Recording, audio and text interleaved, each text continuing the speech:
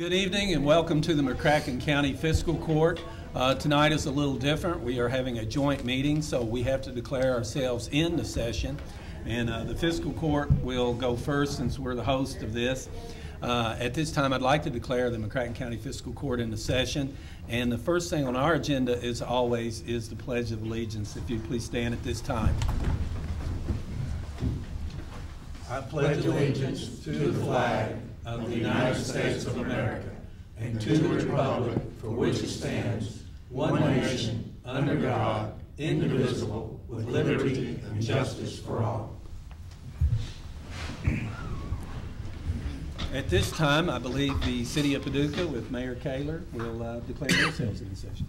Yes, and I would like to call the Paducah City Commission meeting to order, and we will have roll call, please. Commissioner Abraham? Present. Commissioner Gall? Commissioner Rose? Here. Commissioner Wilson? Present. Mayor Kaler? Present. All right, let's see, I need to read this. Yes. I move that the notice of called meeting of the Board of Commissioners of the City of Paducah for 6 p.m. Monday, June 24th, 2013 be received and filed. Seconded. City Clerk? Commissioner Abraham? Aye. Commissioner Rose? Aye. Commissioner Wilson? Aye. Mayor Kaler? Aye. All right, we are here tonight meeting in a joint meeting with the City of Paducah Commission to discuss an extremely important subject. And I would like to delay, with the court's approval, citizen comments until we have addressed this subject. The subject is the operational transition of the Paducah Gaseous Diffusion Plant. We have several speakers for tonight, and we will probably have questions from both commissions, both city and county. We've also passed out question sheets. Did we pass those out? All right. To the audience, if you have a question, please write it down, and we will collect them in a few minutes, and we will try and answer those questions to the best of our ability. Hopefully, after this, both commissions, both city and county, and the public will have a better understanding of what is going on currently at the Department of Energy site and what may happen in the near future, and what we are trying to make happen as a city commission, a county commission, and just as a community. So at this point, I would like to invite the City of Paducah, Mayor Gail Kaler, to make a few remarks. Mayor? Well, I was going to make a few remarks, but I've forgotten the name of our group. Would you please tell me? Citizens Action Group. Thank you. That's what I was whispering. We've been meeting on Monday mornings, a group of us, Citizens Action Committee, to come up with strategies for approaching our elected officials, for answering questions for the public, and all of those things that we've been working on that gives the public a better understanding of where we are in the process of helping with all of the displaced workers that will be leaving by January. And taking care of those workers, I think, is our main focus here, finding more jobs, more opportunities out at the plant and in that property, and working with Chad Chancellor with PED on those. So, Chad, do you have a few remarks? I'm going to give some general remarks and introduce Charlie Martin on our staff, who is a lot more familiar with this than I am. But then I do want to stick around for after Charlie's presentation to take questions if you might have, or maybe address some things he talks about. Frankly, there are several things concerning what's going on right now with the property and projects that concern me that I think you need to know about. I'm troubled by them, and I think you ought to be too. Number one, we've met with 3 companies, Paducah Economic Development has, since March or April, somewhere along those time frame, who has interest in the site. 2 of them were interested in running the plant for another 5 to 7 years, one of which was a Fortune 100 company, so certainly legitimate. Quite frankly, I think spent a lot of money putting their proposal together. Another company is interested in building a plant using some of the site and also using some adjacent land, invest somewhere around $1 billion to employ some of our workers. I'm troubled because DOE told us to sit and be quiet until June the 15th, and they would act on it. Well, June the 15th has come and gone, and they have done nothing. I don't know if it's paralysis by analysis. I don't know who's studying what, but nothing's moving whatsoever as far as I can tell. So what I'm telling you is we have got serious interest in not only building a new plant, but we did. The time may be ticking. We may not have it anymore, but as of a few weeks ago, we had serious interest in another company running the plant as it was. So no matter what you hear, understand those are the facts. And we've met with them in my office, Charlie and have some other people at various times. So I wanted you to know that, and I also wanted you to know this June the 15th time frame where they asked us to sit and be quiet. We did. So we responded just exactly as they asked us to, but June the 15th is gone. And so it's time for somebody to get someone's attention. The other thing crystal clear to me is DOE does not have the money to clean up the site. That's crystal clear in every meeting that we have had with them. You can imagine how difficult that makes my job in recruiting other industries every day. We own or control about 1,000 acres adjacent to the property near the river where the railroad tracks go. To show the property, we have to get up in a helicopter and fly over it to see it because it's too much ground to see. So just picture me in a helicopter flying over this property looking down on ton after ton after ton of nuclear waste sitting there in these containers just sitting there. And the prospect said, "What's that?" Well, that's nuclear waste sitting there. Can't we talk about something else? I mean, just picture that. So not only are they not responded to companies interested in running the plant, but they don't have the money to clean it up, and they just want us to sit here and take it when we're out there recruiting industry every day, have bought land to put industry on that's adjacent to theirs, so we've got to deal with them whether we like it or not. Routinely, we meet with companies that go back, and apparently there's some National Geographic story from the early 2000s that said we glow in the dark. You all probably saw it. There's this spread you pull out with all those containers sitting out there. I would say 5 to 10 times a year I meet with a client who has serious interest in Paducah, and they get back and they Google and that comes up, and you can imagine the questions that come after that. They want to know everything from our cancer rates to what's DOE doing to groundwater contamination and everything else. So I really feel personally, if I take off my hat as Paducah Economic Development as a taxpayer, I feel personally DOE needs to clean this plant up. That's the right thing to do. Not only for environmental hazards, but so we can put other jobs in our community to help our citizens. That's just what they got to do. Then they talk about building a circular cell here. I know they met with our Citizen Advisory Board about building a circular cell here. I'd be outraged over that if I were you. Imagine flying into our airport with a big hill, 15 stories tall with nuclear waste in it that you're flying in and landing over. Just imagine that, and us with the riverside next door that we're trying to sell. So I'm pretty outraged over that too. What I would ask you to do, and I'm going to introduce Charlie. He knows this a lot better than I do, and then I'm going to stick around for questions. Number one, make DOE clean the site up. There's some fund out there, Charlie knows a lot better than me, that utilities had to pay into that's supposed to be used to clean these sites up. Whatever reason, that money doesn't seem to be enough now. Number two, make them act on this EOI. They're the ones put it out. DOE put this EOI out in February or March asking for expressions of interest on this site. They had 8 or 9, 3 of which came to Paducah to meet with us. 2 that wanted to run the plant, 1 that wanted to build another one. They told us all along June the 15th. That has come and gone. So I'd ask you to make them do that and make sure the community's at the table. Nothing frustrates me more than when I hear of meetings going on in Washington or Frankfurt or wherever else representing Paducah, and Paducah doesn't have anybody at the table. This is our community. We're the ones dealing with groundwater contamination and a circular cell one day if it's up to them, and having to figure out how to put jobs in our community with or without them. We deserve a seat at the table. So make them clean it up, make them pick an EOI. There's companies out there interested in the site, and make sure we're at the table. So with that, I'm going to ask Charlie Martin to come up, and then I'm going to stick around for questions as soon as he gets done before we conclude our part of it. Okay.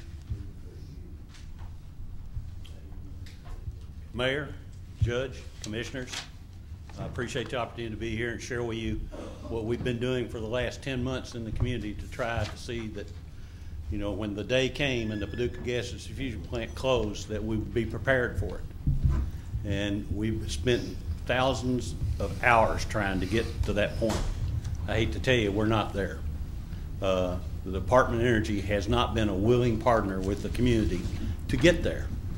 I'm going to spend a few minutes and give you the facts as I know them about where the community and DOE stand currently, especially about in the last month or so, and also to inform you of what this action group that we formed has been doing and what we have planned going forward for our immediate future. As we all know, in May, DOE made a decision to not extend the operations of the plant. There was a proposal by the incumbent contractor to do that. They thought they had a deal, but the deal didn't go through.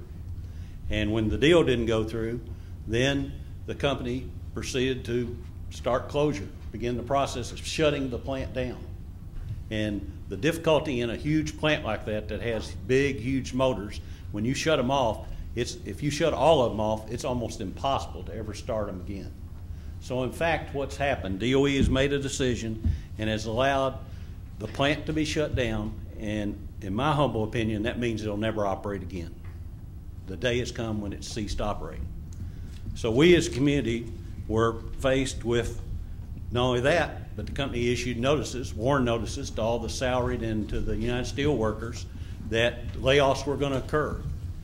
The company has indicated that soon, in the middle of August, there's going to be 150, 160 employees who are going to lose their jobs. And then based on the company needs, as they continue to close the plant and cease operations, there will be additional layoffs with the expectations by the first of next year, most of the layoffs, if not all of them, will have actually occurred. So we have before us a situation in a matter of 6 to 8 months, we're going to lose the workforce that's out there. We also know that there are assets out there at that plant that have tremendous value for the right company to use to create jobs and to beneficially use some of those assets for the benefit of all taxpayers. And this EOI process that Chad explained, where the Department of Energy put out expression of interest in February, they received some 7 to 9 responses. We have asked repeatedly for that process to be a transparent process. We've been rejected every step of the way. So the only way we've gotten information is through the people who actually submitted the proposals themselves. The ones that were willing came to us and explained what they had proposed. For whatever reason, and we don't know the reasons, they rejected legitimate proposals by legitimate companies to continue to operate the plant. And that is an answer that the community, I think, deserves an answer to. We need to know why that happened. We also know that there was one proposal that had a long-term opportunity to it, and it was publicly revealed, and the community has publicly endorsed this proposal by the Global Laser Enrichment Organization out of Wilmington, North Carolina, to use the tails, which are now a waste and are being processed as a waste, as a beneficial product to be made into nuclear fuel to be used in the nuclear power industry. It would be one of the largest capital investments in the state of Kentucky, over $1 billion here at Paducah. It would create jobs for decades going forward, and it would put a state-of-the-art technology in our community that we're probably not going to get the ability to have any other mechanism. So, and this requires the Department of Energy to make a decision on this proposal so the company can move forward. With absent of a decision, this paralysis is going to make the company eventually decide, if we can't get concurrence to do this, we have no option. We can't, build a plant there. So we continue to in every means possible, to encourage DOE to respond to this EOI and to work out the appropriate agreements with this company so that we have long-term economic objectives going on at Paducah Gaseous Diffusion Plant. We have written letters to Secretary Moniz, the new Secretary of Energy, requesting that. We have been working for months with the state of Kentucky's Cabinet for Economic Development Secretary Larry Hayes and Energy Secretary Lynn Peters on this issue. They've been a cooperative partner with us, working and trying to convince DOE. Secretary Peters and Rebecca Byers of the governor's office actually met with DOEM folks about 2 weeks ago, where they expressed these same concerns and requested the same type of action. And our Union Local 550 they've been working tirelessly trying to preserve jobs out there. And Donna Steele, who's the president of the union, is here and is going to speak to you in a few minutes. You know, the community is united in trying to preserve these jobs and to seek economic opportunity going forward. Our congressional delegation, they have met with Secretary Moniz multiple times. They have had him testify in front of their committees. He says the right things publicly, but again, we see no action by the department to implement any of these commitments that he's making publicly. So it's important to us that you know, we keep the pressure up, and the community is committed. Our action group that we've formed is committed to do that. And I want to tell you a little bit about the action group. It consists of Mayor Kaler, Judge Newberry, City Manager Jeff Peterson, Deputy Judge Doug Harness, USW Local Vice President Jim Key, Chamber of Commerce Chair Lynn King, Chamber President and City Commissioner Sandra Wilson, Duncan Pitchford, who's a Chamber Board member, and Chamber lobbyist John Cooper from Frankfurt, who lobbies both on a national and a state level. Our chair, Ken Hunt for Economic Development, Chad Chancellor, President, myself, and local representatives from our congressional delegation and the governor's office. We meet, as the mayor and judge said, each week. We spend at least an hour in the meeting talking about what's gone on the previous week, what our plans are, what we intend to do. We have met with local DOE and USEC representatives on the plant closure and initiatives that could be utilized to minimize the impacts there. We, by letter of May 24th, to Secretary Moniz, requested a meeting in his office to discuss our community's concerns on the plant. We've yet to get a response to that letter. We, by a letter of June 7th, expressed support for both our congressional delegation's letter to Secretary Moniz and the governor's letter to Secretary Moniz, and specifically endorsed the GLE proposal. We have yet to get a response to that request. We have scheduled a July 10th meeting in D.C. to meet with our congressional delegation, chief staff members up there who we deal with on a daily basis on this issue, and to meet with senior DOE officials to face-to-face express our frustration in trying to get action on their part. We're holding this public meeting tonight to inform the commissioners and the public of the activities we've been undertaking and the progress or lack of progress we've experienced to date, and to let you know that it's important, as Chad said, to keep the pressure up and to, you know, you as commissioners to be well informed on what the current situation is and what we're doing. With that, I'll ask Chad to come back, and we'll be glad to try to answer questions that you may have for he and I. As he said, he's got another commitment that he has to leave. Stick around. We might double team some of them.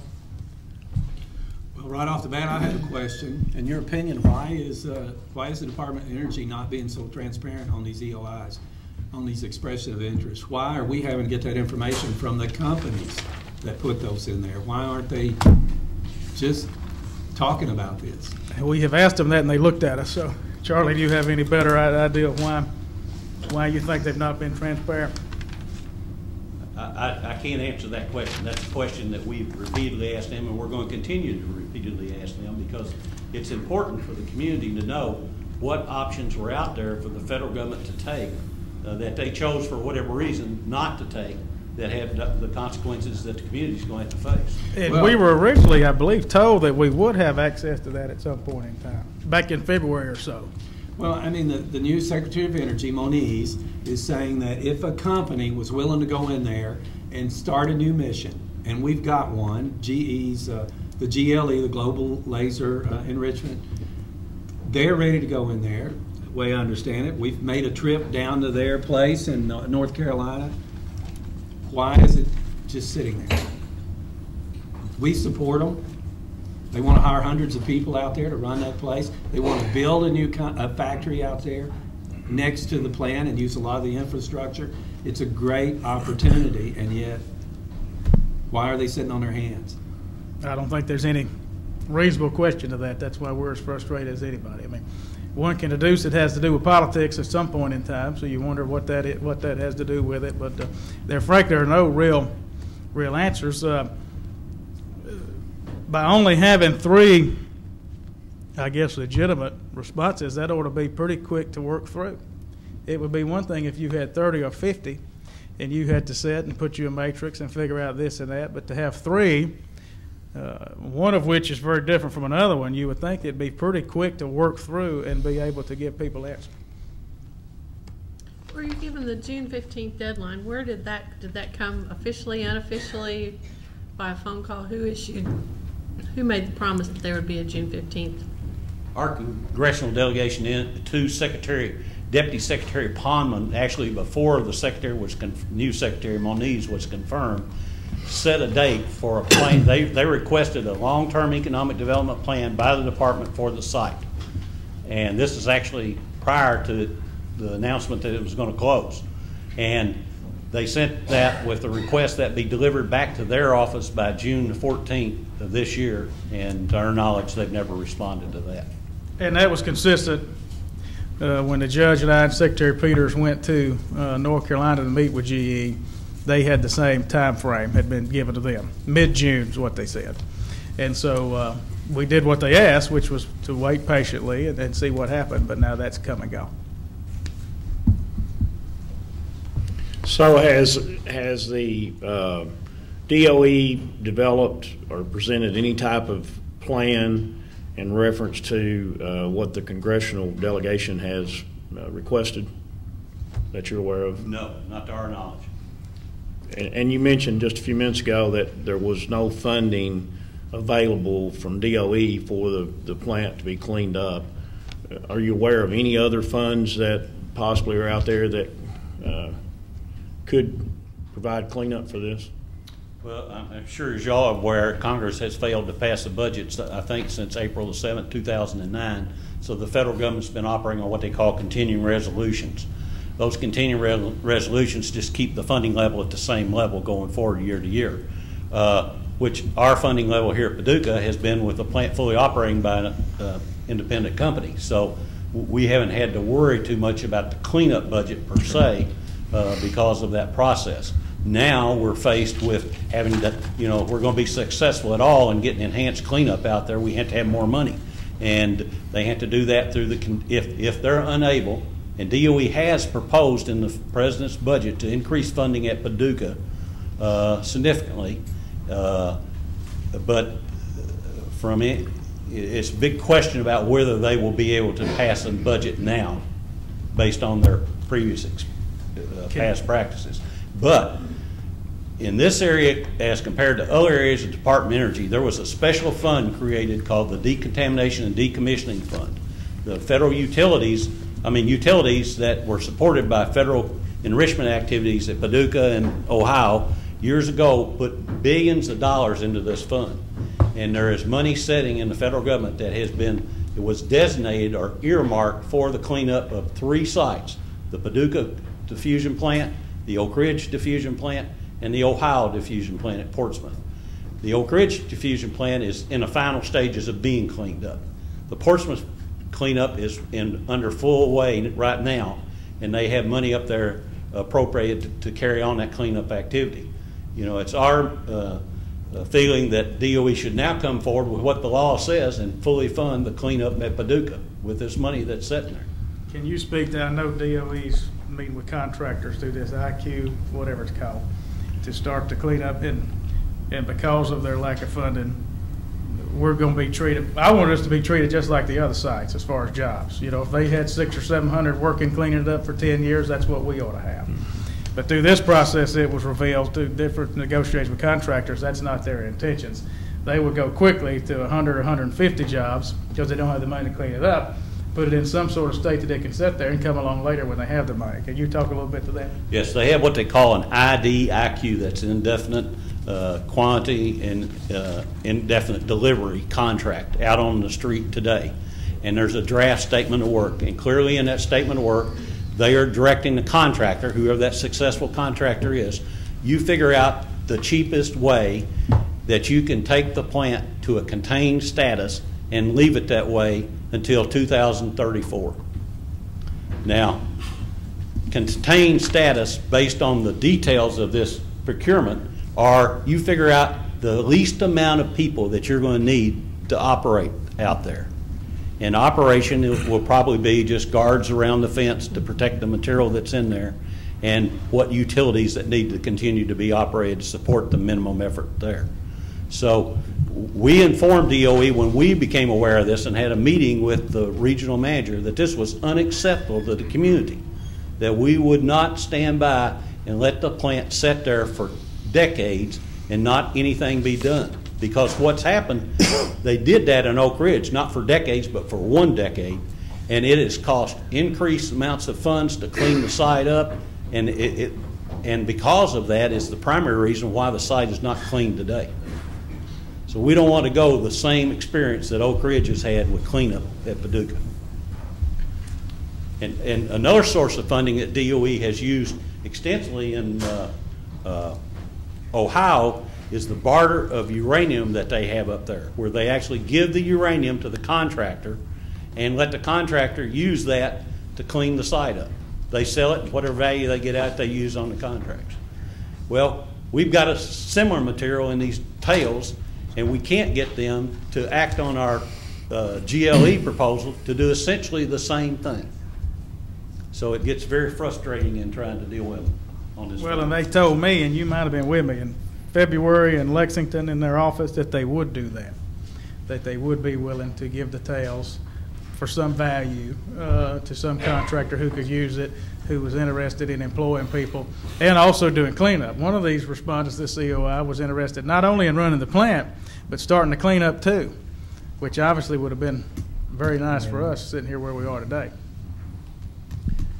Charlie, you've talked about the extensive procurement process that the Department of Energy likes to use, and how that's going to really slow the process down of getting a company out there to clean up. Do you want to talk about that a little bit?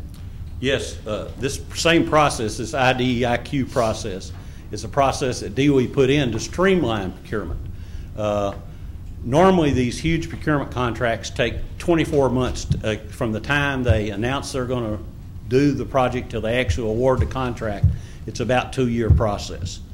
DOE decided to go this new process, which has been unproven or untried, and they're in the middle of that right now.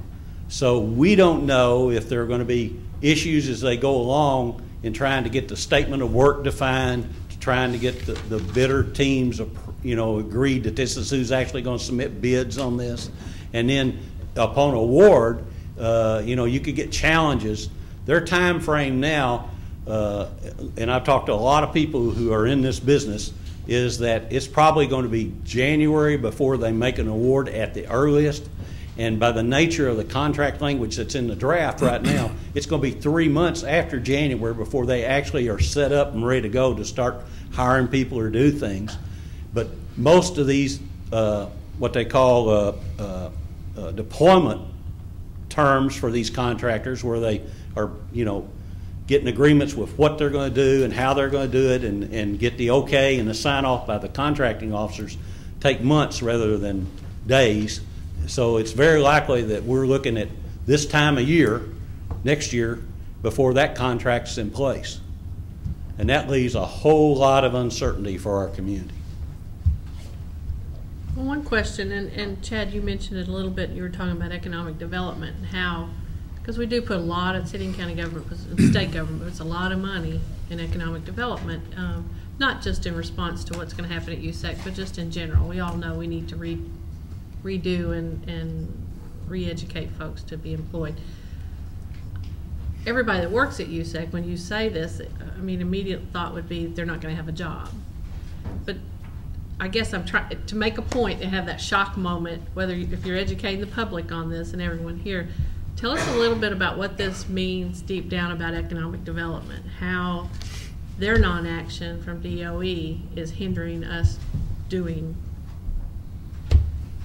lots of wonderful things. Well, my fear, because you do have so many highly educated technical workers, is if you wait 4 or 5 years, probably less than that, 2 or 3 years, before we replace those jobs with something else comparable, like this GE plant that we've been talking about, if that were to happen, you're going to lose a lot of those people. I mean, they're going to have to move. That's just all there is to it, to follow the work. They're just going to have to. You can have a handful maybe get employed in some of the plants in Calvert City, you know, some engineering type jobs. But that's why I guess I'm so discouraged knowing that there was a company willing to run the whole plant and knowing we've had an EOI to build this other plant sitting on their desk since February. Every day we lose, we're losing those people. Because the facts of the matter are, if they don't already have enough time built up to get some sort of retirement or severance, I mean, they will have to move to follow the work because we don't have anything that comparable to it right here in Paducah. There's no question about that. And we all know that if they leave, it changes how this area shops, how they Sure. live, how they own a home, how they get health care. I mean, all those things. That's what's so frustrating, knowing that there are companies out there willing to either run the plant or build a new one. And then DOE also wants you to accept them not cleaning it up. And then somewhere down the road, they want us as a community to accept them building this circular cell out there to put all this waste in. They're running around meeting with PACRO and CAB, and they've met with us a time or two on it. Well, you just think about all those things that they're asking you to swallow. It really is offensive if you stop and think about it. Now, when you talk about the circular cell, though, so people listening can understand that, we're talking about a landfill, a very large landfill that will be mostly low radiation type waste that will be out there for 1,000 years, longer. And it saves the Department of Energy right at $1 billion to put it in a landfill out there rather than to haul it off. And they're asking this community to go along with that. They've had several meetings trying to cite where it would go, which I've always been opposed to. And certainly if they do it, we need a big say in where it goes. Because again, we own property, as it turns out, just to the east of it, I guess you could say. So obviously that we're trying to develop into an industrial park. So obviously we need to have a say into where it goes. My granddaddy used to say, country don't mean done. And I think there's some folks in Washington that think that if they stall long enough, then we will just throw our hands up and try to survive this thing. A couple of questions. One question, one comment. How aggressively is the governor's office? Are they seeing this as an emergency situation? Because that's what it is. The other thing is, I think on that July 10th trip to Washington, I think all of us need to be on that plane, going up there and sitting down, because we missed an opportunity a long time ago when that whole crazy stuff broke about the plant. And I forget the lady's name. She went up there and she pretty much stood by herself. Now, pretty much what I remember attending some meetings where guys just pretty much came out, yeah, this is a nuclear dump. When we're done with it, we're done with it. So this question down here is the community doing all it can to address the closure of the plant? Well, hell yeah, we are. But we don't hold, there's only so much we can do from this level. So if it takes going to Washington, D.C. and asking a question, I'm sitting here and I'm thinking, all of us here are thinking, okay, so if we have a company that's willing to come, we'll sign off on that. That's a good thing. So we got a company. So now what? Well, something else. So we're all speculating on why that is. My grandmother used to say, there's a dead cat on the line somewhere. There's something not right. So what are we supposed to do? Just I agree 100%. Leave us alone? No, I think... So here's what I'm saying. Here's what I'm saying. I really believe that no amount of aggression from this elected body, if we're sitting across from folks from the Department of Energy, doesn't have to be real complicated. Man, we got a plant full of poison out there that people are dying, water's contaminated, you guys got funds to clean it up, you're sitting on it. Economic development, no one wants to touch that down here. And so explain to us why this is going on when when there was a process laid out to close this thing properly, what happened to that plan? I totally agree. I think that you all need to be in Washington. I think we need to be there. We need to be having our voices heard. I've been saying this in our community action meetings for the last 2 months, it seems like, and we kept getting told, let's wait until June the 15th. We did that. Well, that come and went. So now it's no more let's wait until when. I totally agree we need to be up there as soon as we can. I know the governor's meeting with the secretary, I believe, next week or the next, and Lynn Peters, who's the Secretary of Energy, has really been working with us on this nonstop for probably a year, I would say. Way before we knew USEC was going to close, he went with us to North Carolina. So I've been pleased with what we got out of his office. He's met with him as well. I don't know that he was happy with the response. Charlie may know more of that than me. Well, the governor's letter clearly says he's immensely unhappy with the Department of Energy. And I know that his office worked very hard to get this meeting set up way before the 8th, which is scheduled for the 8th of July, but because of the new secretary being sworn in and he's in India for a week, I think, there were a lot of factors that went into it on why he couldn't meet with him sooner. But the governor is fully supportive of the community based on his conversation with us and the actions we've seen from the different agencies there in dealing with us. The real issue is going to be what the governor can get from the Secretary of Energy when he meets with him. What immediate action, we just spoke of this dump site, what immediate action could this legislative body, both bodies take, as well as a community, to get the message to them that that is unacceptable? We do not want that. I guess when you're saying that, only thing that keeps running through my mind, Richard was talking about things, it's gloves off. I don't know any other way to say it. It's gloves, it's. We're in crisis mode. Yes.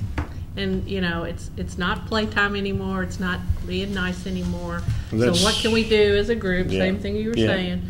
As a group, tonight, right now, what do we need to do? Yeah, because we need to move immediately on this and take action. And I appreciate all the committee getting together and having the meetings and stuff, but we need to take immediate action some way to get a message to them.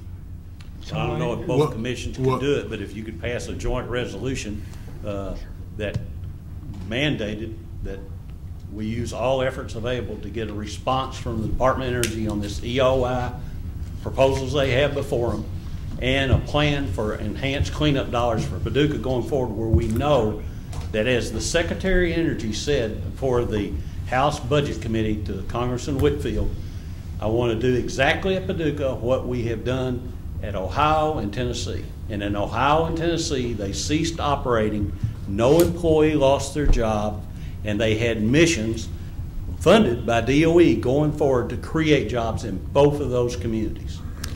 Well, I'd be willing to make some form of a resolution tonight that we pass some type of a joint resolution to send a message that we do not definitely want the dump site here, and that we want funding that was originally granted for the cleanup of that site to be taken care of. And I don't know how we need to put that in the proper wording. And we do have some more people here that wanted to speak tonight. We really appreciate that. And with the Chamber of Commerce, we've got Duncan Pitchford. So, hey, Duncan. Van, one question. Okay. The second most influential person in the Senate, our Mitch McConnell, he's leader of the minority party. So what is, he's a very powerful person, and I don't hear anybody really saying, what is he doing to move us forward? It's all got to be politics. So where is he? Well, he's been very supportive. He met here in Paducah with us about a year ago, and we talked about the options that we thought DOE had before. That was a year ago. A year ago. We met with him again in Washington a few months ago, and he told us he fully supported the community's efforts and that he would meet with the Secretary of Energy prior to him becoming Secretary of Energy and part of the confirmation process, and that he would express his concern to the Secretary. He and the Senator Paul and Congressman Whitfield met with the Secretary of Energy. They issued a press release that they expressed their concerns and that the Secretary was going to take it upon advisement. As I said in this budget hearing, the congressman asked him point blank, what do you think you're going to do about Paducah? The problem is we don't ever get any action. So sooner or later, and hopefully a lot sooner or later, we have to get action from the Department of Energy. And I believe Senator McConnell was told that same June 15th deadline, which came and went. So I don't know what to tell you. Has he made that phone call back to DOE and say, look, what's going on in Paducah? I mean, I just think that should be our big lever, or at least one of the significant levers. Well, we can pass resolutions and strongly state, but we need to sit down with those guys face to face and talk to them. They need to see in our eyes that this is not acceptable. It's going to kill our community. This was created. It's amazing. I remember there's a mural, if I can say that word, down on the riverfront about when it came to town, when the plant came to town, and it was a lot of jobs, a lot of families were fed with that, and it was a great day in Paducah. There's always a flip side, isn't it? Chad, one of the points in this group, as 34 years as a death investigator, used to say that the dead could speak from the grave, and it would speak through investigators, coroners, medical examiners, toxicologists. I was involved in the disinterment of over 30 of these men who worked out there, and different types of chemicals and metals were found. So I do know that almost every family in McCracken County has a loss of a loved one from working at that plant, and the plant not only did uranium enrichment, but it did projects for NASA, it did projects for our military, and if the people of McCracken County through our website or the city's website equally wrote letters to the Department of Energy, if 10,000 letters arrive in Washington from people that tell of their loved ones being up there and literally those dead screaming from the grave, would that be of any help in moving? I don't think that we can make enough racket. I think it's impossible. They need to be thinking about Paducah every day, as far as I'm concerned. I think not only DOE, but I would encourage you two as a commission to go sit down with our delegation. I think letting our senators and the congressmen hear from you personally. They know all of this. They're working on it, but it may not be like hearing that story you just told. And all politics is local at the end of the day, and they may need to hear that from us as a collective group. I have been impressed with. I will say that it took those things, families, to be willing to have their loved ones disinterred, to find out that there were actually chemicals and metals that were there that no one had ever admitted being there. And well, yeah, since it's in the long bone of this person's leg, I guess we did have it out there. And so, I have to believe that there's very few families in McCracken County. Yes, we've reaped the benefits, but there's also been a toll that is above and beyond what most people would realize. Okay. Chad, did Piketon and the Ohio plants and Oak Ridge, did they fight harder? Did they do things differently from what we're doing to get their funding? You want to speak to that? Well, they had strong congressional support. Both states did, with members on key committees who were able to yield influence with the Department of Energy, and they were appropriated the level of funding for that. The big difference in Ohio is this bartering deal, which provides them a lot of opportunity that doesn't go through the appropriation process, that generates the ability to keep workers employed in the cleanup process without having federal dollars appropriated for it. And that's an avenue that could be open for us as well. Well, the uranium that's being bartered it's owned by the government. They could use it at any site they wanted to use it at if they so choose. Well, owned by the people. It's owned by the people. That's right. And we've got another speaker. We've got a couple speakers I want to hear from. And Duncan Pitchford, I believe you're next. Duncan is an attorney here in Paducah, also has close ties with our governor and his office. So, Duncan. Thank you, Judge.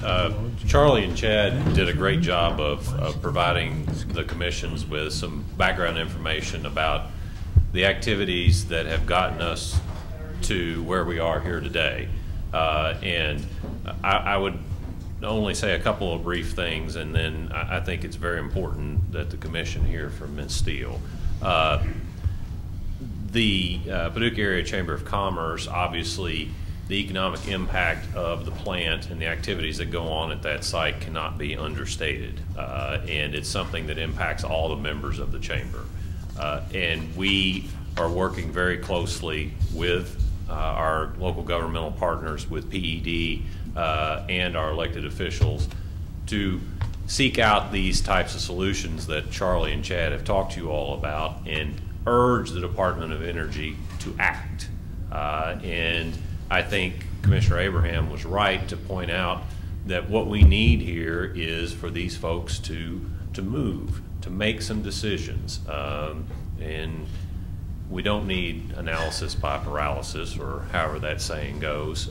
We need action. And when you have private sector companies like GLE who are willing to come to this community, make the type of investment that they're willing to make, employ our folks, and the department just says, I don't know, that's really not the type of answer that we need to hear. And as far as the Chamber of Commerce is concerned, that's an unacceptable answer to our membership, because our membership is not only folks whose businesses sell products to companies that work at the site, it's businesses whose customer base is employees that work at that facility. We are all in this boat together. And I think the fact that we have this working group of folks that is everybody in the community working together speaks well for our community as we look at solutions for this site going forward. The other thing that I would say is that we have had a good partnership with our elected officials through their staffs and through meetings directly, and don't want the folks watching or listening at home to think that they aren't engaged. And we certainly appreciate the efforts that they have made to date on our behalf. And we look forward to them continuing to push, to standing there with us arm in arm, and urging the Department of Energy to take the type of actions that they need to take, both to further economic development and deal with the cleanup legacy that's associated with that site. So, Judge, if it's okay with you, I think it's very important for the Commission to hear from Ms. Steele, because it's her members that are feeling the brunt of this impact here in the short term. Well, we placed her in the cleanup position because that's how important she is. So, Donna, Duncan, one quick question for you, Freeman, please. In reference to the action that, as far as getting the DOE to respond quicker, what would a recommendation of yours be to these two legislative bodies to do to make the DOE respond quicker? Commissioner, I would say a couple things. One, I think the type of resolution, the joint resolution that was discussed earlier, is important. I think it's also important for the department to look at the mayor and judge, or maybe the entire commissions across the table, saying, folks, you really need to act. And if the department is unwilling to act, if the department is unwilling to live up to its obligations, there are legal consequences to that. Yeah. You know, I'm hopeful that we won't get in the business of talking to people like me in my professional capacity, but we could get there. And if the department does not deal with the legacy of that site in a proactive manner, then we may have to look at those options. One other question in reference to the community at large. Is there any recommendations that you would have to the general public that might help the DOE respond quicker? Well, I would suggest that letting the department know that inaction is not an option. And the citizens have the ability to do that through their elected representatives, and they have the ability to do that directly. And for the department to hear from affected folks about what their decisions mean to regular citizens here in Western Kentucky can't but help our cause. And, you know, I think Donna, Ms. Steele, in some of the communications that she's had with the department is one of the types of folks that the department needs to be hearing from. People who are feeling the real direct impact of these otherwise abstract decisions that are being made in Washington. All right. Thank you. Thank you. Thank you for giving me, I'm gonna take but a minute. Charlie asked me to come tonight, and I appreciate you giving me just a minute. I have got 561 members that's gonna lose their jobs. There are right at 1,100 that will lose their jobs total. That's a lot of people. It's gonna be devastating to this community. There's no ifs, ands, and buts about it. I met with DOE last Friday. I was more encouraged last Friday than I've been any time. Jim Key is my vice president. He's in Washington as we speak. He met with GE today. He's on his way back in here. We've met with several people, just like Charlie, and I could echo everything Charlie said, that was interested in coming in this plant. And we would work with anybody. We've told them that. We would honor any of them that come in to work with us, you know. The one thing that I think that's important is DOE owes it to everybody in this community to clean this site up properly. It needs to be cleaned up right. They funded Oak Ridge, they funded Paxton. They should have had lesson learned at both of them sites because they knew this one was going to go down next. I think they owe it to this community and to all of us to keep this site safe and clean for everybody. I think that my workforce at that plant is probably more qualified and trained than anybody that could walk in that plant and clean it. They have all been trained to the top. I would put them above anybody. They put safety before anything out there at that plant, and years of that plant running has proved it. I don't think the NRC would walk in here today and tell you that anybody working in that plant is doing anything unsafe. It's almost at the point of no return. We had 20 units running. We have 2 units running plant-wide right now. 18 units are down as of today. So we're about at the point where it can't be brought back. So I'm begging you tonight, if it's a resolution, anything that you can do to help us, I'm here to beg. All right, questions for Donna? I just want to tell you we are going to do everything that we possibly can. I appreciate that. To help And we you. are too. We're working day and night. I'll tell you, Jim Key and myself, we 24/7 is the way we're going. So those folks watching on TV or listening, a couple of things: crash the website, get on social media, crash the website. Mass mailings, we've done it. Community needs to get behind us, and McConnell, Whitfield, Rand Paul's, all of them need to hear from y'all. Well, they need to hear it. We need your help. It reminds me of some years ago, and Sandra, you may know better than I do, but I remember once local government and or the chamber or one or the other had a campaign to go to DOE and USEC and tell them how wonderful, brag about ourselves and show that we were kind and generous and wanted to be a community partner and all that. It's almost like we need to reactivate that mentality, because a lot of folks, and you know this, they want to help, but they don't know how to help, or they don't know who to contact or where. And I think it's almost worth even coming out with some bullet points to be able to, if we need to take a full page or whatever, however you get that word out, but to help people get the message where it needs to go. Because we've talked about all these wonderful things that have been done and people have worked so hard, but if we're not in a shock and awe kind of mode where we need, you may ask me to wear something stupid and go pick at the go pick it, or something. We've got to do something that's different than we've been doing, and we either need to do it louder or more of it or something, and we need to be organized about it, and it needs to be done really, really Gotta be quickly. done quick. Quickly.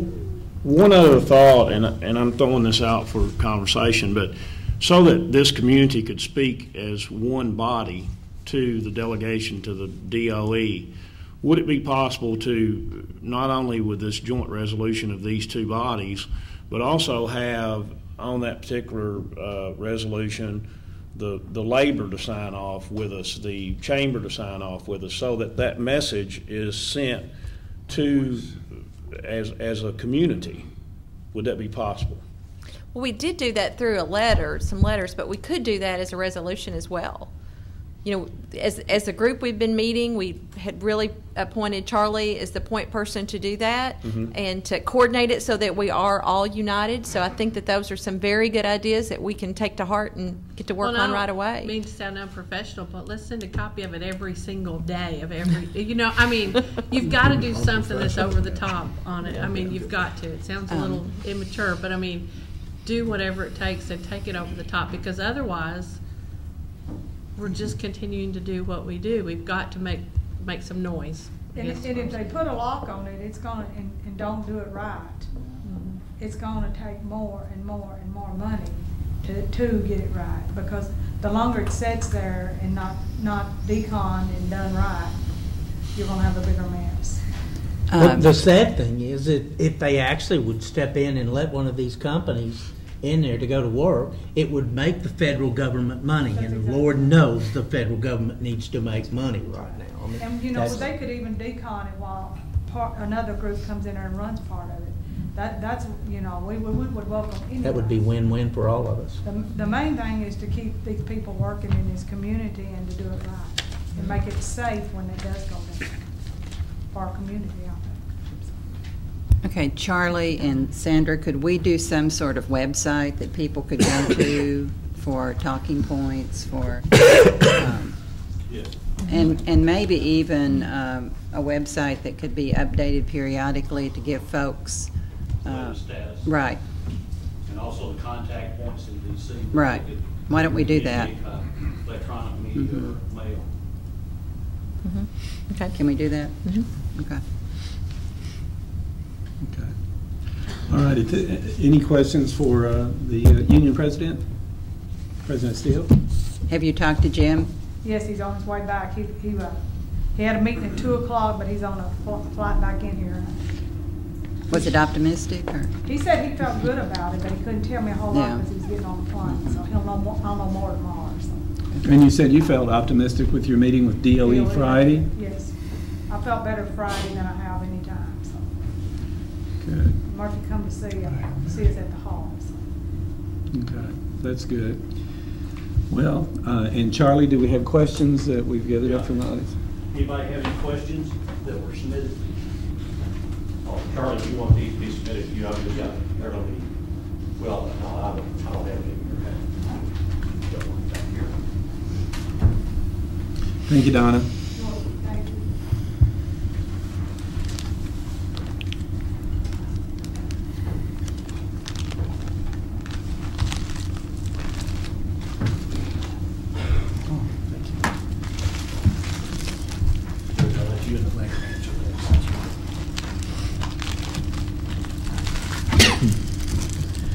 We have a question, and the question is, the community needs to speak with one voice under one leader. Who is the best person to be that leader?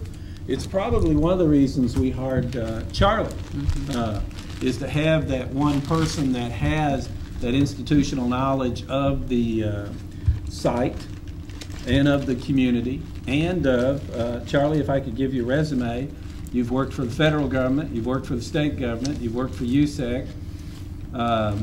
You're a Ballard Countyan.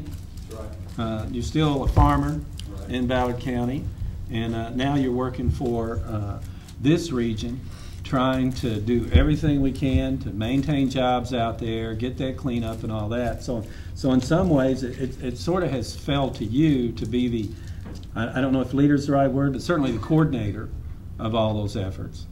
So and you've been with us now for how many, how long? 10 months. About 10 months. And it's been helpful. you've certainly put a lot of things together for us and given us insight where probably we didn't have it unless, you know, we work with all our other partners from the union to management out there, DOE, I mean, has helped in places. But, you know, it's gotten to the point where we have powerful congressional members, from our senators to our congressman, who is a chairman. And we have a community here that has supported that mission out there for 60 years. And yet we have a bureaucratic organization called the Department of Energy that just seems to be a logjam. And that's not acceptable. It's just not acceptable. Judge, I would like to respond to the question because, you know, I've got a lot of blood, sweat, and tears invested in that plant out there. I worked there 22 years. I know most of these members that Donna represents, have known them, you know, the bulk of my adult life. And I know the consequences of that plant closing. And I've tried to my best of ability, working with everyone so far as that I've been here, to cooperatively come up with resolutions that would protect that workforce out there and do the right things when it comes to cleanup and the long-term viability of the assets out there. But to be honest, we've run up against a brick wall. And tonight was the night that we could share with the commissioners where we're at and what our dilemma is going forward. And I believe, as the Commissioner Freeman has said, there comes a time you have to take the gloves off. And that's basically what we're doing tonight, is taking the gloves off. And we intend, going forward in every meeting with every elected official, to say the politics are out the window. It's no longer a D or an R in front of your name. You have to act as an elected representative of this community to get results for this community. It was done in these other states. The federal government responded to that. We want equal and fair treatment for Paducah, Kentucky. And I will assure you I'll do my best to try to get that equal and fair treatment for Paducah, Kentucky. Actually, Charlie, I think Sugar Ray Renfro said take the gloves off. But thank you so much. Okay, do we have any other? Yes, we have one over here. Yes, sir.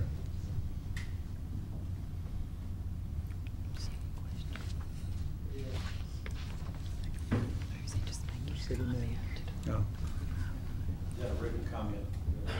I don't know. Is this one of the regular comment? I think I was next in line. Is this a written comment or? Yeah. All right. You've got written comments, Gary? I don't. You have written comments at all? Okay. Well, we'll take your comments. Please try to hold it to 3 minutes. We're getting a little late here. I can do that. Thanks, sir. I'm Jim Tidwell, and I have no official standing in talking to you. But I'm an interested citizen. I think I have some qualifications. I've been involved in politics a little bit, and I've been involved in business. And I hear you talking an awful lot about the cleanup, and that's extremely important. What I want to stress is the importance of getting another industry in here.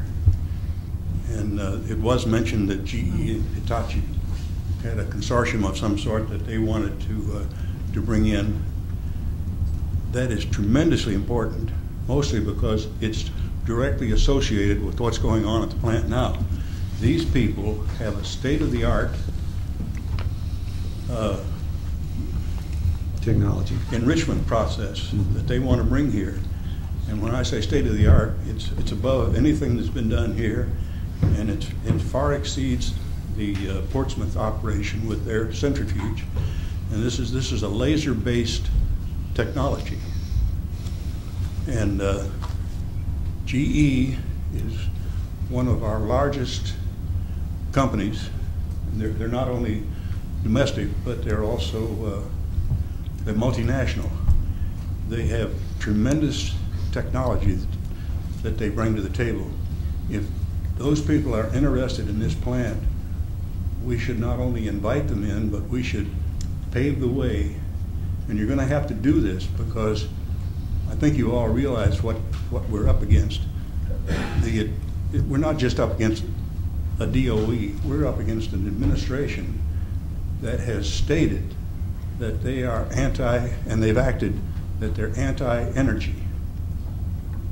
They're definitely anti-nuclear, because they won't allow any nuclear plants to be built, and they won't allow the XL pipeline to come in, and they're not for making it possible to refine this gas that's being generated up in North Dakota and South Dakota. So we will be fighting a bureaucracy. And I hate to see this develop into an adversarial relationship. We need to approach it as a cooperative relationship, but be prepared. Thank you. Thank you, Jim. Thank you. Next. Thank you, Judge. Well, I've heard some questions that you all asked Charlie here. Charlie and I go way back. Charlie was DOE when I got to the plant, and one of the best times I had is when we had people like Charlie, David Tidwell, and DOE was a different entity back then, and I believe Charlie will agree. They worked with our community, and actually I helped assist DOE to understand that if they had to build a big landfill, they had to follow the rules. And Charlie was there, and I don't know when you departed, Charlie, and you moved to USAC, but probably after that date that I first got there. But you brought up a question about why are they, Gail, you brought this up about the contract arrangement. Well, are you all not familiar with how DOE does business? It's in the DEERs and the FARs. And to answer Charlie's question, I believe if you'll look deep enough, and we have an attorney in the room, you'll find that they really weren't doing anything to really be serious about bringing in people to replace UC. And so check that out. But you all have heard from me since 2008 when I stood up here. And now you all should be mad, because right now it's a little late to be looking at plans for the future, because I've been to CAB meetings, and there's Mr. White there, everybody, Mr. Tidwell, they've been to the meetings. I haven't seen any of you all at the meetings, but I've seen the deputy sheriff there quite often. And so what you have to do is take the gloves off. You've got to stop letting DOE try to sway you or wine and dine you, because they don't get swayed. Charlie knows that. Charlie's no longer with DOE, but Charlie is the best guy, I would say, to deal with the DOE issues, because he's got background. Now there's an issue here tonight that's been discussed, and that's the surplus cell. For goodness sakes, how many of you all know about the surplus cell they have out there right now? Would you all raise your hand? Do y'all know anything about a surplus cell? Ralph sure can tell about it. You know what it is? It's a facility I designed in 1995 and permitted, using some of the very same board members that were sitting here. Danny Orzine, Dan Bowes was involved, Buddy Smith. Do y'all remember any of that? Don't you think you should? Because that surplus cell is the C-746U landfill right now. It's a de facto surplus cell, and you don't even realize it. So start asking from whistleblowers. I'm a DOE whistleblower, proud of telling them, and told Don Seaborg. Do y'all remember Don Seaborg? Anybody remember him? That's the only man that would stand up to DOE then. Bill Murphy fired him. Now you're dealing with Bill Murphy. Right, Charlie? Bill Murphy is no friend of this Paducah site, because I'll go on record tonight. When he came onto this site, I got calls from my good friends at DOE staff, and said when he came in, he held a meeting, and he said, if you think I care about any of your families in this community, I don't care about mine. Now wake up. I mean, it's not like you all have now brought this forward, but Charlie needs help. I've got 500 whistleblowers getting ready to hit the street, and Donna Steele knows why. Plutonium is in the buildings, isn't it, Donna? Yes. Donna knows my documents that I'm getting daily are the truth. So don't put don't put anybody out there unless they know what Charlie and I know. The material on the beams inside the process building is this deep. I've told Gail, don't go on a tour, because Fred Paxton went on a tour. Okay? These are people that mean something to me in this community, and until I started representing, now I've got 300 claimants going to 1,000. It's time to take the gloves off, people. We've got people dying right now, and they're not old-time people based on the old program. Do you all know that I'm going to tell you tonight that in this room is board members who knew about this and resigned en masse? And I was just an employee thinking, well, gosh, I can't get involved in any of that. But then they began to do illegal things, DOE, and their contractors. And we've got whistleblowers in this plant that have been retaliated, me too, but I warned them, don't come for me, boys, you're going to have a hard time ahead. Now, if you can't stand the facts, don't ask me the questions. But I knew that, and I didn't want to put any of you all in jeopardy. So what I did was start communicating with the people that did matter. Jack Conway, Donna Steele, Jim Key, U.S. attorneys, OIG, U.S. Attorney Eric Holder. I've got all the emails. I was contacted today by the weapons complex monitor. Has anybody ever heard of that? That's the DOE watchdog. They've been monitoring it all. So you all need to come up to speed, but Charlie needs help. And none of the whistleblowers that I come to are going to sit down with Charlie, because Charlie used to work for DOE, and they don't understand. Charlie doesn't have any dedication to DOE anymore, do you, Charlie? No. And so Charlie's a farmer in Ballard County, and we both farm in Ballard County. But I'm telling you, I represent some good people, and you all have to understand. You can play whatever you want to, play the cards that, you know, you need a congressional delegation. There's Janice Everett. She just met with our whole crew down with one of our board members, Greg Terry, and Ed Whitfield's helping. Janice is helping. Janice Everett, she's seen the evidence. The workers were poisoned. Now we need to, just what Jerry said, now we need to see why they're not being paid, and we need to see why this community can't get, not just what Charlie, I'm fully behind whatever anybody comes in and reuses the property. But let me tell you something. You all have missed the picture. Where is the money for the funding that they paid at Rocky Flats? Charlie, you know what I'm talking about. How many billion was it, Charlie? $2 billion for 5,000 jobs? Do you see why Donna's 5,000 ought to be, or 500 jobs ought to be 4,500 more? Where did the funding go? Now, I would like to turn this over to, I'm the Kentucky chairman of NOVA. Now, I'd like to turn it over to, or any questions you all might have, but you know I've got a videotape rolling. This is going to be on YouTube. And we have to operate that way. I've got good people here in the audience. We've got the CAB meeting, right, the CAB representatives here. They won't even let somebody speak against them. Now, you need to move somebody down to the CAB to make them accountable, because we don't need DOE yes man in the Citizens Advisory Board. Do you all think that? You think it's in the best interest of this community to have Bill Murphy get up and tell me in a meeting which was written by the Paducah Sun? Mallory can look it up. Bill Murphy said a little bit of rad is good for everybody. My Lord, it's zero rad in your body. Now, I'd like to introduce Jeffrey C., who is the Ohio counterpart for NOVA. All right. Thank you. Hi, thank you. My name's Jeffrey C. Some of you may have followed some of my articles in Echo Watch, which came out recently about the Paducah situation, which is an ongoing series, and there will be a lot more to come. Let me tell you a little about my background and how I got involved in all this. I am, number one, now a fence line neighbor. I have the longest fence line with the Piketon DOE reservation, about a 1 mile long fence line.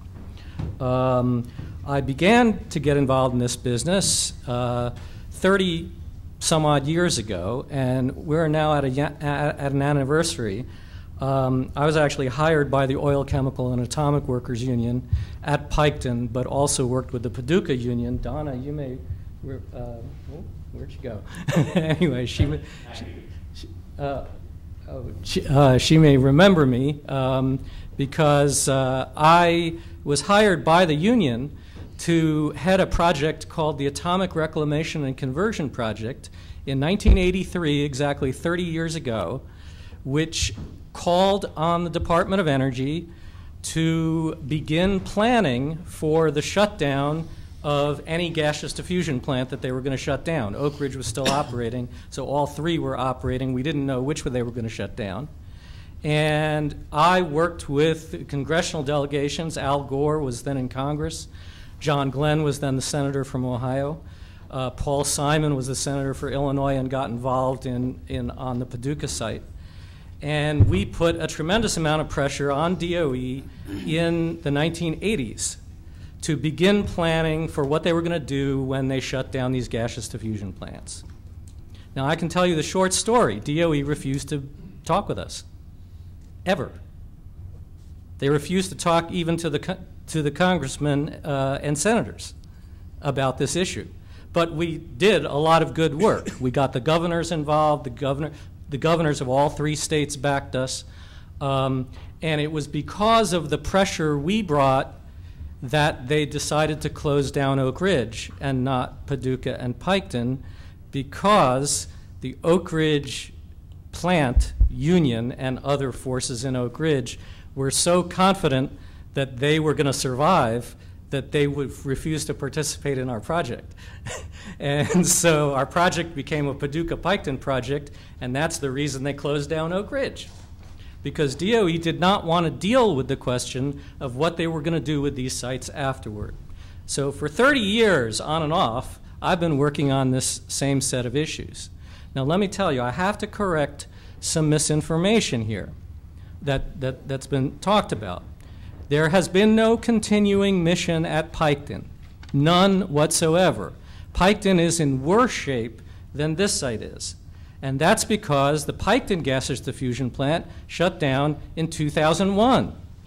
And here we are in 2013, 12 years later, and they have not seriously begun the D&D process, right? That they're talking about starting here potentially next year. Why did they wait 12 years? Because there was no continuing mission. Now, you've heard about the American Centrifuge Plant. That is a fraud. That is a fake project. It's falling apart. That's the reason that USEC stock is now trading at 30 cents a share. Okay? And we can talk about that much more. The uranium barter deal that you've heard about is not something you want to pursue, because the uranium barter deal was determined by the Government Accountability Office and other agencies of the government, including the Department of Energy, to be illegal. It violates about 4 different federal statutes. And Inez Trier, the head of the Environmental Management Program for DOE, resigned because of the scandal, because she was the one who proposed the uranium barter deal. There is not going to be any future uranium barter deals. And actually, Secretary Moniz has made that extremely clear, because that was an illegal, corrupt arrangement to fund USEC. Now, I have to tell you about something else in terms of continuing mission. There was a continuing mission decided for both Paducah and Piketon, and is the reason why the PPPO office, which you've heard about, which is managed by, we call him the Lion King of Lexington, spelled a little differently than Disney spells it, Mr. Bill Murphy, was put in charge of that office specifically to implement the mission that they had in mind for Piketon and Paducah. And that mission was to serve as waste repository sites for the rest of the complex. So when they shut down the Piketon plant in 2001, they immediately began moving waste from all around the complex, including Paducah, Hanford, Fernald, and other sites, to Piketon. And they set up a building called the Center for Uranium Excellence. I kid you not, that's what they called it, to house all the waste that they were bringing in from all these other sites. And that was their continuing mission, and that's why they didn't clean up the gaseous diffusion plant they didn't start for 9 years. We are in much worse shape at Piketon than you are, but these communities need to work together. Now, we stopped them at Piketon. They actually wanted to make both of these sites repositories for spent nuclear fuel brought in from all around the country. And I believe they still want to do that. They aren't saying it, and that's part of the reason why they're so quiet. Secretary Moniz, before he was appointed Secretary of Energy, was on the Blue Ribbon Commission to find a site to store spent nuclear fuel. All right? And Piketon and Paducah were specifically mentioned, though never by name. But they refer to them as formerly utilized Department of Energy sites that no longer have a continuing mission. So you know what they were talking about. They were talking about Paducah and Piketon. Were determined by that commission under the influence of Secretary Moniz in his former capacity as the ideal candidate sites to store spent nuclear fuel brought from around the country. That's the future mission that they had in mind for both these sites. All right? Now, we stopped them from that mission at Piketon in 2007, 2006 by taking up a petition and forming a citizens group that was the precursor to NOVA. And we got 5,000 area residents to physically sign petitions, none of this internet stuff. We took it around to high schools and flea markets and county fairs, and we got 5,000 actual hard signatures saying we didn't want spent nuclear fuel stored at Piketon. And we made ourselves heard loud and clear in Washington. And you know, it's a very similar community. You know what it would be like to get 5,000 physical signatures on a petition around here and what that would mean. Well, the Department of Energy understood that. And so we stopped that plan. And Murphy was frustrated.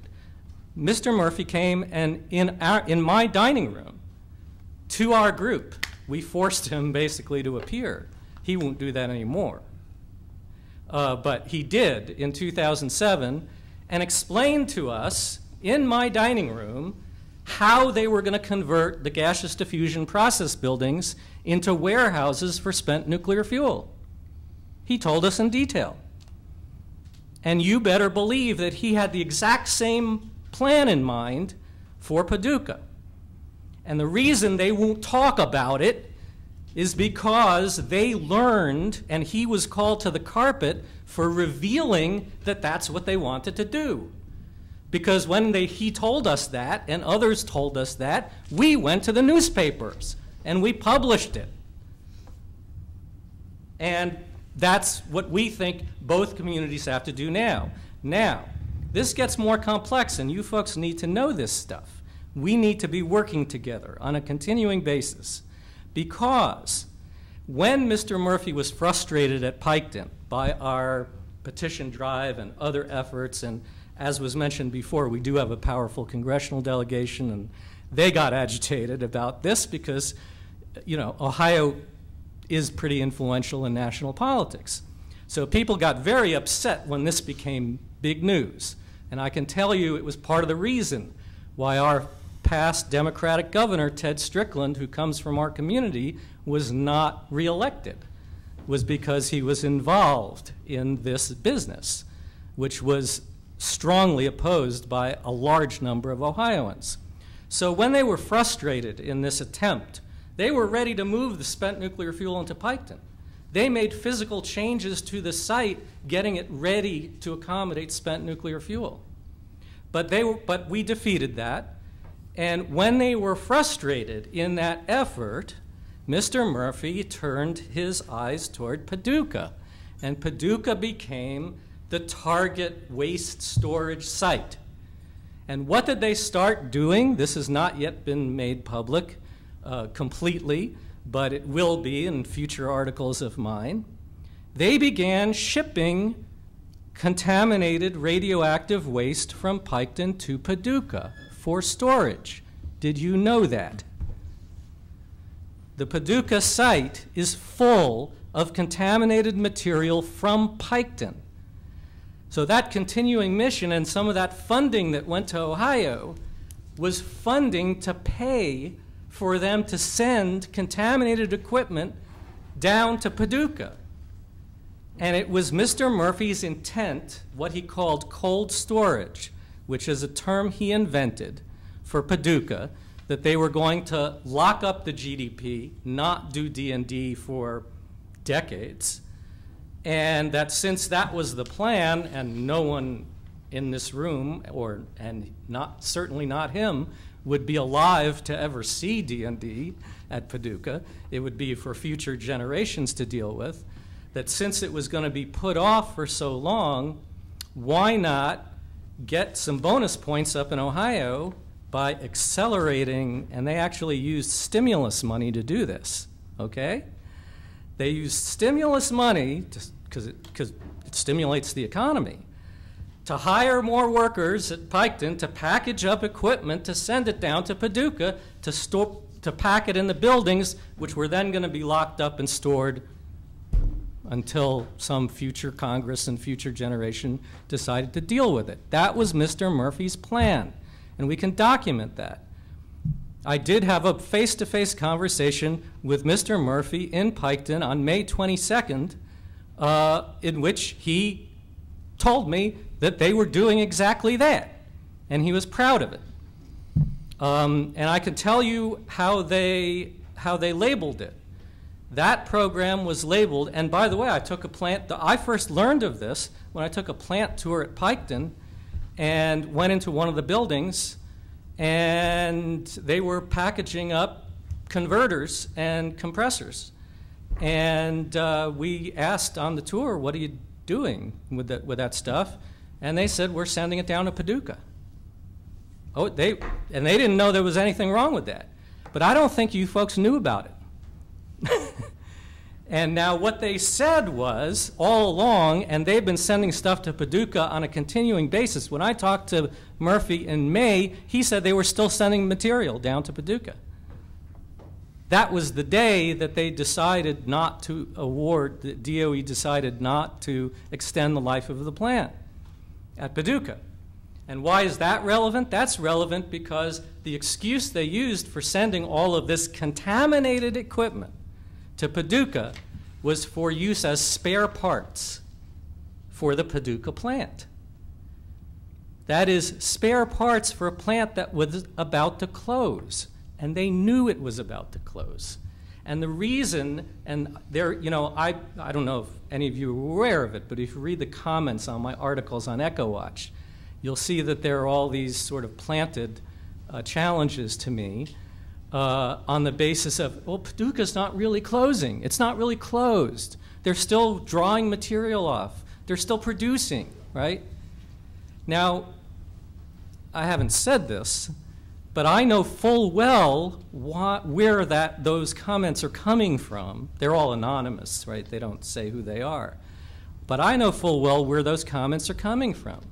Those comments are coming because internally, if the Department of Energy and USEC say, oh, we're still producing, they can continue to ship contaminated material from Piketon to Paducah under the rubric that it's for use as spare parts, because, hey, maybe someday the plant will open up again. So the denialism over, you know, that the plant is really shutting down is being used as a cover to use this as a waste storage site. And the only way to address this is we need to work together very closely. This is why we established NOVA.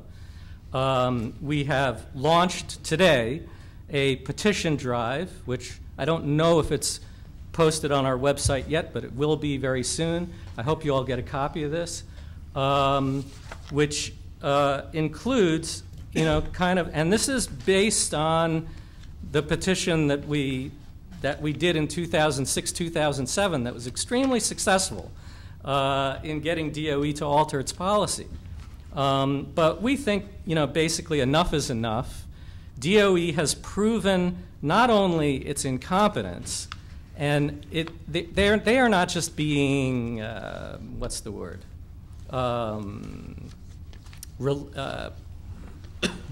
Failing to act. They're not failing to act. They're acting they're acting more than you'd ever want them to act. They're just not telling you what they're doing. They're doing this under nuclear secrecy. So right. Anyway, well, you get the message. You've gone 15 minutes, Mr. C. Thank you so much. Thank you. All right. Who do we have next? Thank you, Judge. I'm going to speak extemporaneously pretty much because I just learned of this meeting at 3:30 this afternoon. But I have sat through just about every in-state meeting regarding the Paducah Gaseous Diffusion Plant. And I'm just an individual citizen. I'm not affiliated with anyone. My late husband was a long-time local president of OCAW, and I've been an OCAW member as well. I have been aligned with environmental groups as well. And I'd like to say I believe what's happening here is, as the saying goes, narrow field while Rome burned.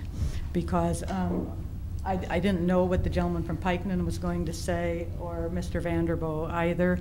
And I concur with most of what they said. And it's been long-standing. And I jotted a few notes earlier when I first came in. And I'd like to say that since the 1990s, if not before, the community discussions have been taking place, because I've sat through them, regarding the nature of the Paducah D&D. And this has been underway for some time. They have been moving it steadily towards this was the end date. From when I first started working on this in the early 1990s, we are now right where the Department of Energy announced that we would be. So this is not all new. This has been well underway. Just like he says that they're moving programs along, they have been doing this since, to my knowledge, early 1990s.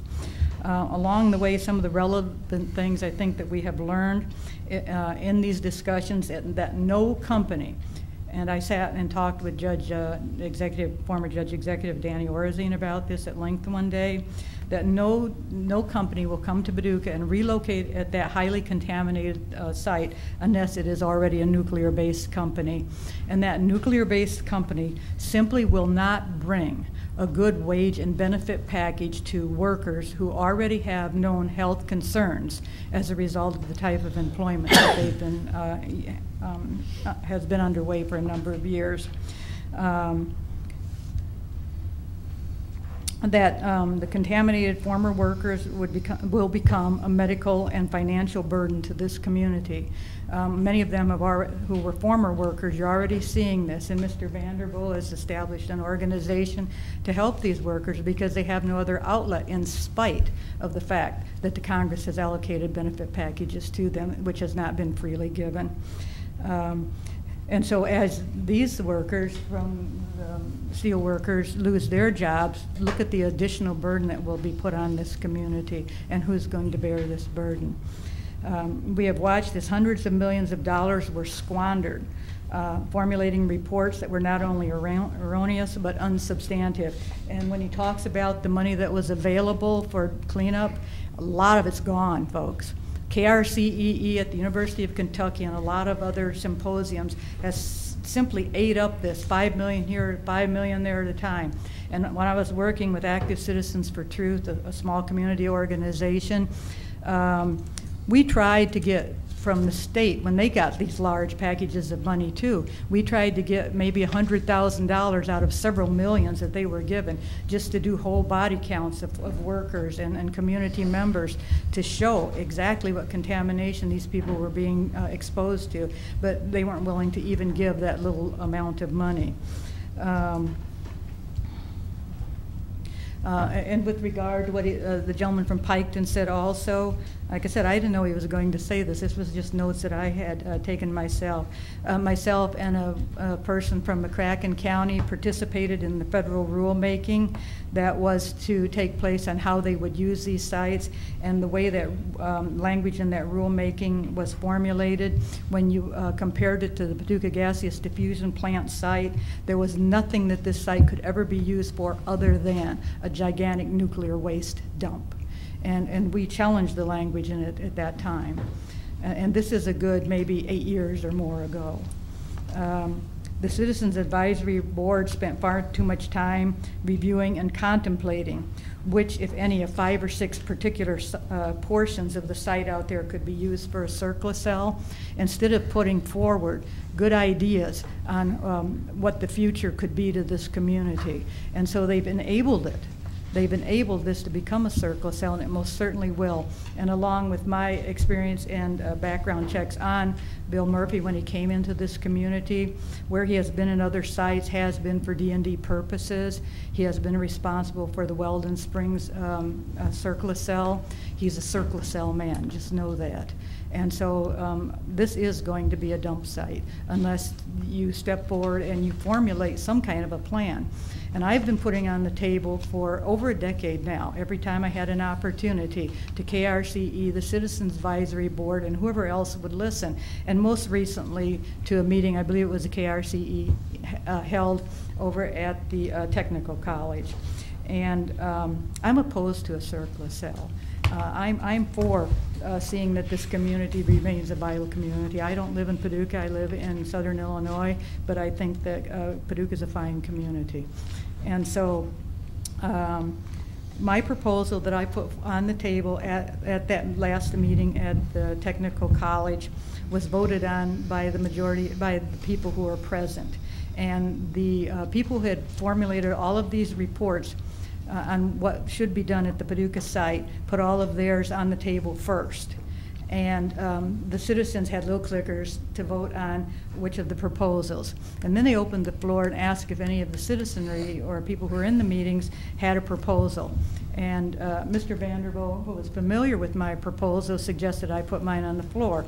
And I looked at the audience at the time, and it was mainly bureaucrats and former workers and so forth, and people who do not know me well.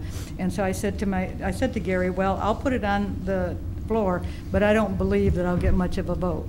Well, it turned out that I got the highest vote, that pretty much, with the exception of a few people who were putting forward these reports, were the only people who did not vote for my proposal. And I'd like you to know that my proposal is weighted towards workers and contractors, that is weighted toward cleanup technologies, toward a continuing benefit and wage packages that are good for this community, toward remediation and cleanup, and toward development of new technologies. My proposal is that the Paducah Gaseous Diffusion Plant site become a national or international test site for innovative and developing and implementing new technologies to clean up the very complex mixtures that now exist at PGDP. I mean, they're radiological, they're chemical. All the time, they're reinventing themselves into mixtures that may have never even been seen before. And I think that we need to spend our time now to use the D&D funds that are available, that are still available. And we've seen this happen in smaller increments at other sites, Savannah River being one, where these technologies were utilized. But until you, as board members, and other people who are in this community, who are interested parties in seeing that this remains a viable community, until you look into what's available and how these D&D monies can be spent, I assure you, Bill Murphy will make this community a garbage dump. Because I also I wrote myself a quick note when the gentleman from Piketon was speaking, and maybe about 4 years ago, I'm kind of lost in time, but they had meetings here regarding the conversion of nuclear fuel rods, and Paducah was to be a selected site at that time, and the room was pretty full of people from Paducah, all for this project. I was one of just a few individuals who spoke against that, and I spoke against it, and it's obvious in my comments, because the condition of those fuel rods today don't make them safely viable for reconversion, even if the technology existed. And so I knew, knowing what I knew before, if they brought those fuel rods to Paducah, that's what it would be, a dump site, because the nuclear power plants across the nation are at or beyond capacity already. And so I thank you for considering my Thank you. Thank you. Next? No, Gary. Gary, hold up. Ma'am, you're next. No, ma'am, you're next. Gary, you've talked and you've talked. I would like for one of the other people to come up here. No, we want... Gary, But that's fine, that's fine. I'm chairing the meeting. Sit down, please. But Next. I can't get up at the end, correct? I don't know. We've taken quite a bit of time. We'll decide then. Thank you, Judge. No, you're not thanking me. Just be polite. Okay. My Okay, name's next. Tara Hayes, and my husband was a remediation worker at the Paducah Gaseous Diffusion Plant. He's now very sick. There's no doctors that will help him, and this is the truth. Does anyone know how many active claims there are right now at this very moment for the Paducah Gaseous Diffusion Plant? Can you guess? Just shoot out a number that you think. They employ what, which is 1,100? If you count the remediation workers, about 1,350. Right? About 1,350 people work there right now. Active claims, 19,128. That's active. It's people right now that can't afford their medication, receiving Medicaid, if they can get it, trying to get disability. It's people that had a national security clearance to clean up legacy waste left over from the Cold War. They deserve the respect that a veteran would get. But instead, they get the cold shoulder there. There's no one there that's willing to help them at all. I see it with my husband. Whenever doctors turn him away, literally. And the things that he was exposed to, you made a comment, I'm sorry I don't know your name. Commissioner Byer. Okay, about whenever you exhumed the bodies, and then they were tested, and after they were tested, then the admission was made as to what they had been exposed to. That's still going on, and they're not properly protected. The workers aren't even protected to the extent that OSHA would require them to be. But nobody's doing anything about it. And if this is going to become something that's ongoing, as far as a cleanup process, then what we also need to think about is protection of the workers. Because they're not being properly monitored, they're not being properly protected, and after they get sick, they're not being properly taken care of. Has any of you guys heard of the Energy Employees Occupational Illness Program Act? Have you heard of that? No. Okay, it's set up because of the type of work they're doing is so dangerous. And there's lists of ailments that they know are probable. And this was set up to compensate the workers and pay their medical expenses if they did get sick, because when you're working with things like green salt, yellow cake, liquid HF, beryllium, thank you very much, which I have something else to say about beryllium, but it's undoubtable that, you know, illnesses will occur, especially if you're working in that, and instead of having supplied air like you're supposed to, you're given a HEPA filter. When there's a release, your filters are left in the building, you go back in the building and put the same filter back on. That makes no sense at all. But this is honestly what's still going on. So you're having a toxic waste dump with people that's cleaning it up, worrying about 1,300 jobs, while 19,128 people are still waiting to be compensated for their medical ailments. Not all of them are older. My husband was 40 years old whenever he got extremely sick. He was very fit, very healthy, and I started an organization, still trying to get it going, Champions for Resource Advocacy, because I'm not from here. I'm from St. Louis, and we have 2 small children. At the time, they were 6 and 8, and my husband asked me, if he dies, please do not move back to St. Louis. Okay? Which is not something that a young married couple with 2 small children should have to be talking about, because we live on a family farm. At one point, there were 5 generations on the same land, and that's where he wants his kids to grow up. So after I realized that, okay, he could possibly die, and he feels like he got sick for nothing, for absolutely no reason at all. It served no greater purpose I said, I'll be damned if anybody's going to believe that.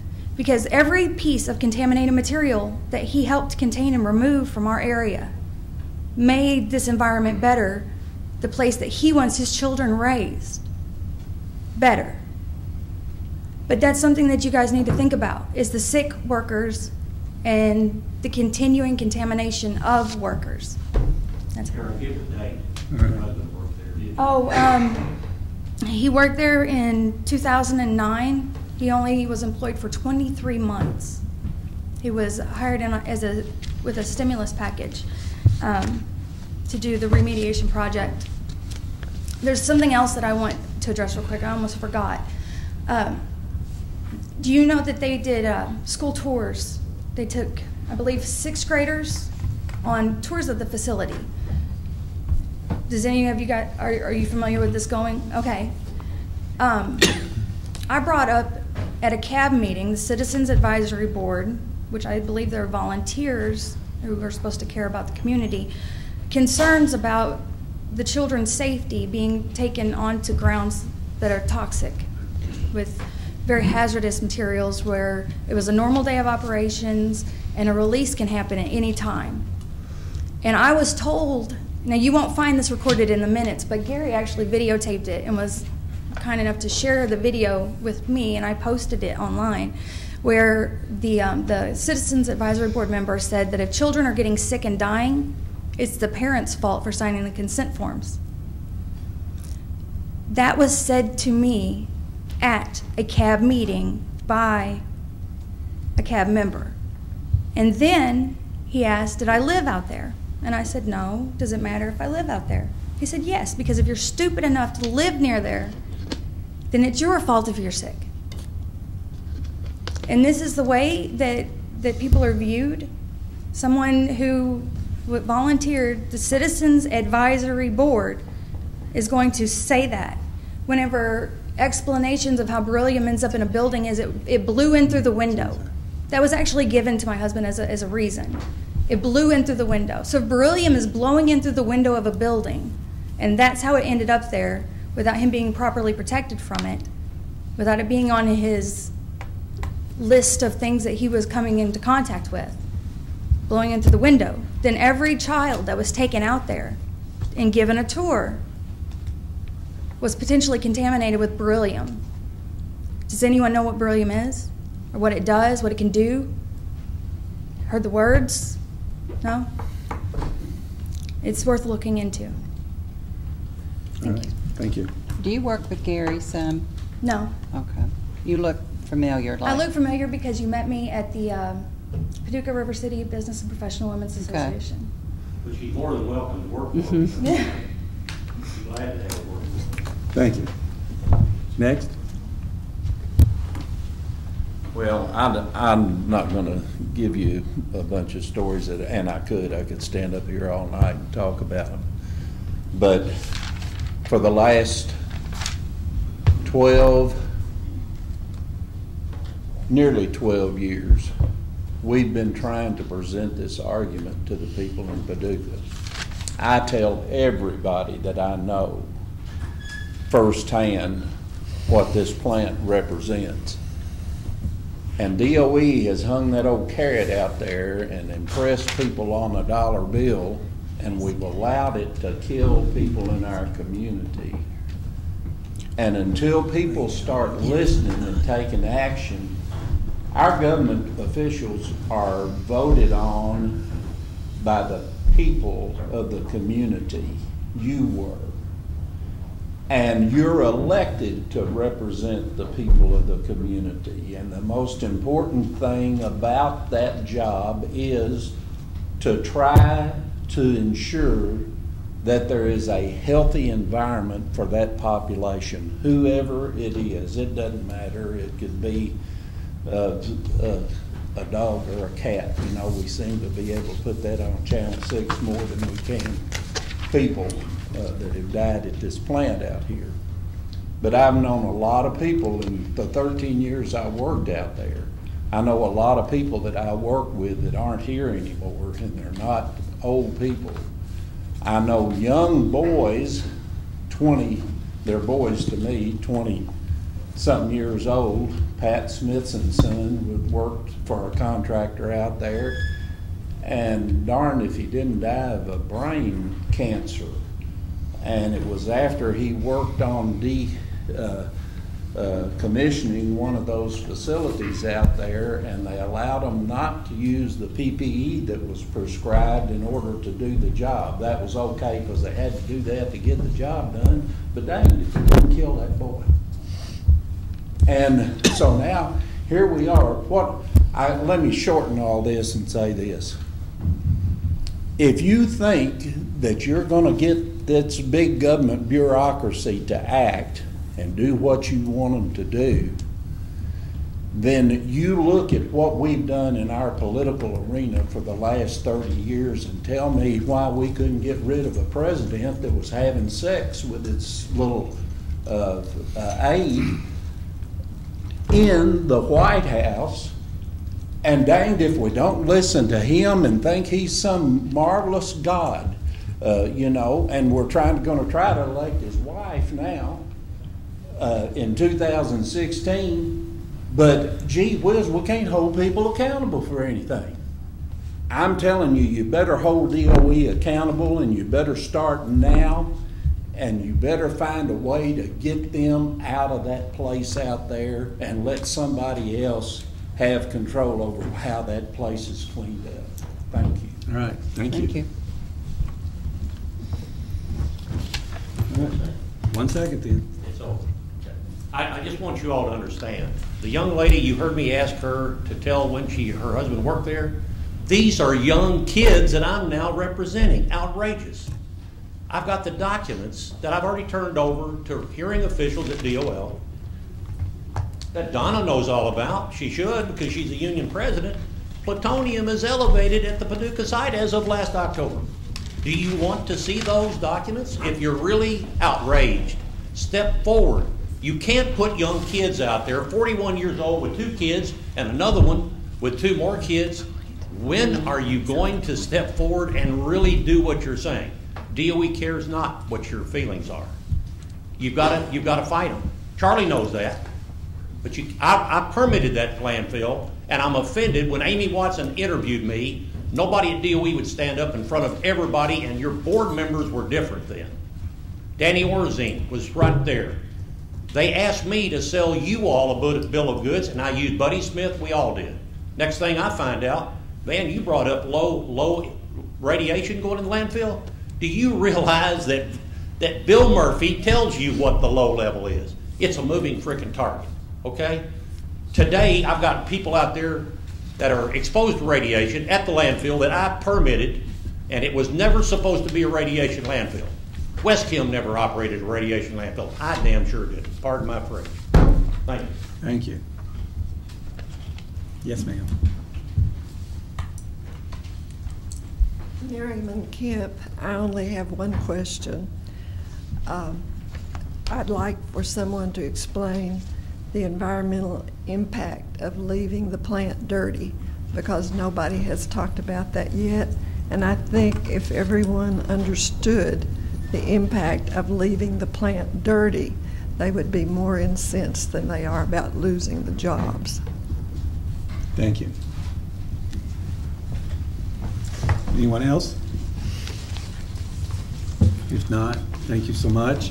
At this time, is there any motion or movement by a commissioner from either commission for a resolution? So moved. Second. We have a motion and a second. I'll make that motion, Judge. And we have a motion and a second over here. And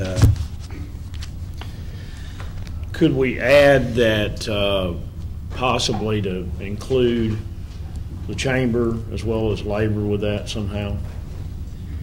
If they would be willing to do that. We can certainly ask Donna a resolution to basically include labor and the chamber as one voice on this resolution. And PED, Right. Economic Development. Everybody within the community that wants to be a part of it. And of course, everyone will have a chance to look at it.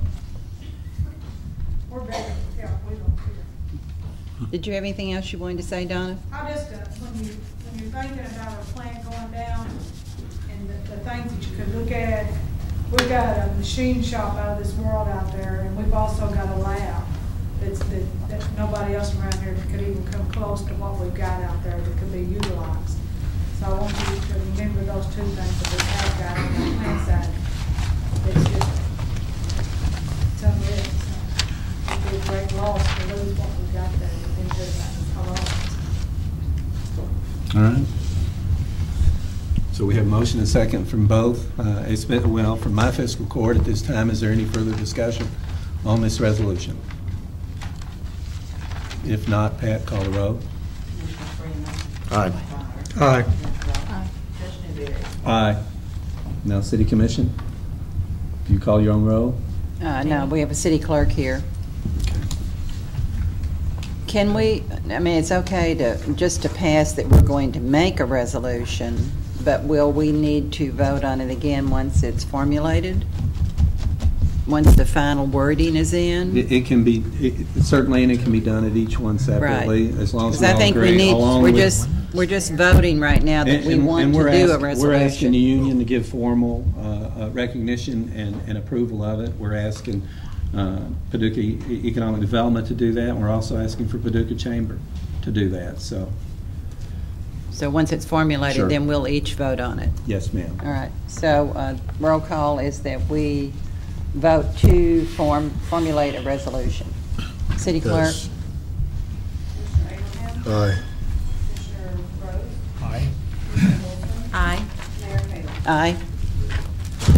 All right. Is there anything else in front of this joint meeting? No. If not, I guess at this time you can call yourselves into adjournment, because we're staying in. We're adjourned. Thank you. All right. Thank you so much, ma'am. Thank you. Thank you very much. Appreciate it. Good. We had a lot of good things. We did. Okay.